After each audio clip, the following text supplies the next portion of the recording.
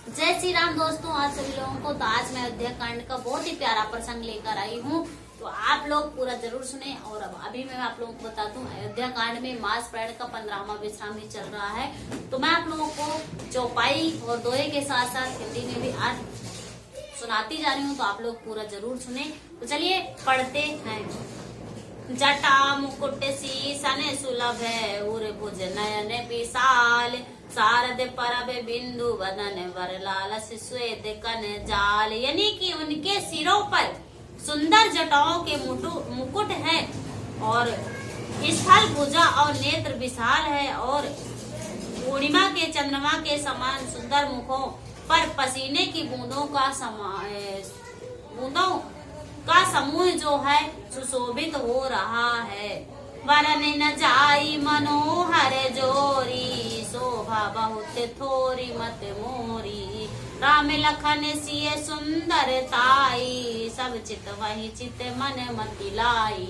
राम सिया राम जय जय राम। राम सिया राम जय जय राम। यानी कि उस मनोहर जोड़ी का वर्णन नहीं किया जा सकता, क्योंकि शोभा बहुत अधिक है और मेरी बुद्धि थोड़ी है। श्री राम लक्ष्मण और सीता जी की सुंदरता को सब लोग मन चित और बुद्धि तीनों को लगाकर देखते हैं। थके नारी नर प्रेम प्यारे, मनहु मृग मृग देख दिया से। सिय समीप ग्राम तिय जाही, पूछे अति स्नेह सब चाही। राम सिया राम जय जय राम। राम सिया राम जय जय राम। यानी कि प्रेम के प्यासे वे गांवों की स्त्री पुरुष इनके सौंदर्य यानी कि मधुर की छटा देखकर ऐसे थकित रह गए जैसे दीपक को देखकर हिरनी और हिरण गांव की स्त्रियां सीता जी के पास जाती हैं, परंतु अत्यंत स्नेह के कारण पूछते सकुचाती हैं। यानी कि जो जहाँ से श्री रामचंद्र जी लक्ष्मण और सीता जी निकलती हैं, वहां से जो वहां के स्त्री पुरुष होते हैं वह मतलब थकित रह जाते हैं, और दीपक को देखकर हिरनी और हिरण निष्पद रह जाते हैं। गांव की जो स्त्रियां हैं सीता जी के पास जाती हैं, और परंतु अत्यंत स्नेह के कारण पूछने में सकुचाती हैं।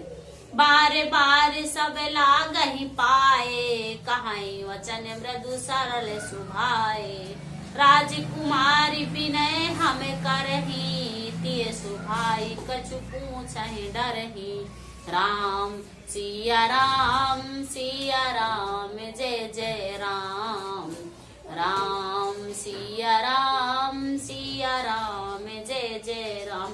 बार बार सब उनके पांव लगती हैं और सहज ही धीरे साधे कोमल वचन कहती हैं। हे राजकुमारी, हम विनती करती कुछ निवेदन करना चाहती है, परंतु स्त्री स्वभाव के कारण कुछ पूछते हुए डरती हैं। यानी कि वहाँ की जो महिलाएं हैं वो बार बार जो है सीता जी के पांव लगती हैं और सहज ही और धीरे धीरे कोमल वचन कहती हैं कि हे राजकुमारी, हम आपसे विनती करते हैं, यानी कि कुछ निवेदन करते हैं, परंतु स्त्री स्वभाव के कारण कुछ पूछते हुए भी डरते हैं।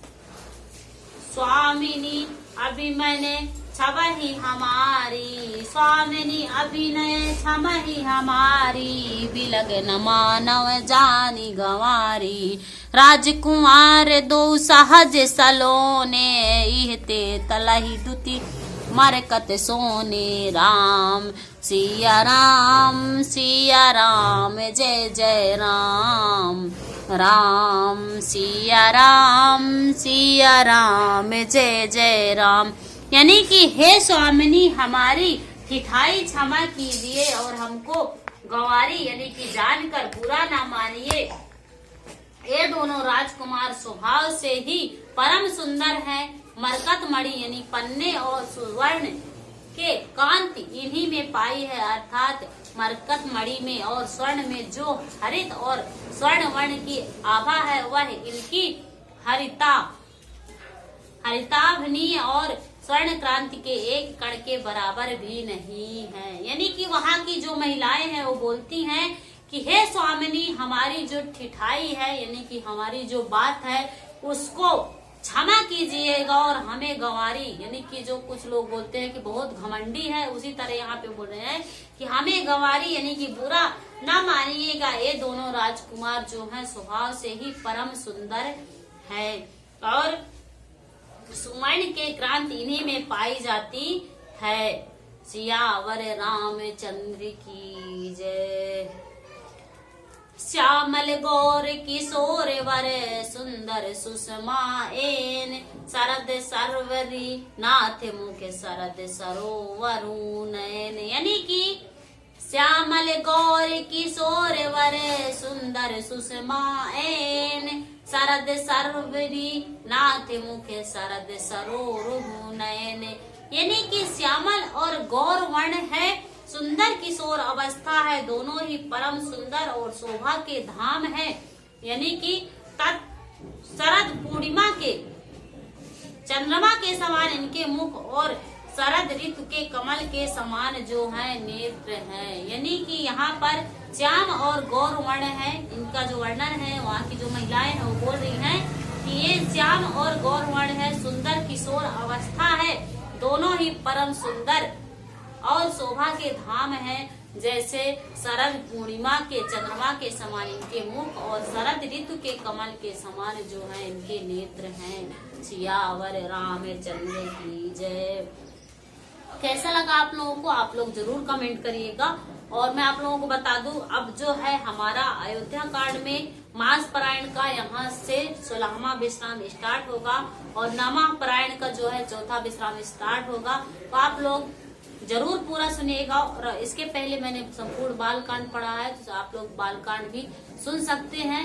और अयोध्या कांड भी हमारे चैनल पर कुछ पढ़ा हुआ है, यानी कि अयोध्या कांड मास पारायण में पहले विश्राम से और 15वें विश्राम तक पढ़ा हुआ है, तो आप लोग वहां पर भी जाकर सुन सकते हैं। बहुत ही प्यारे प्यारे प्रसंग है और बहुत कुछ सीखने को मिलता है।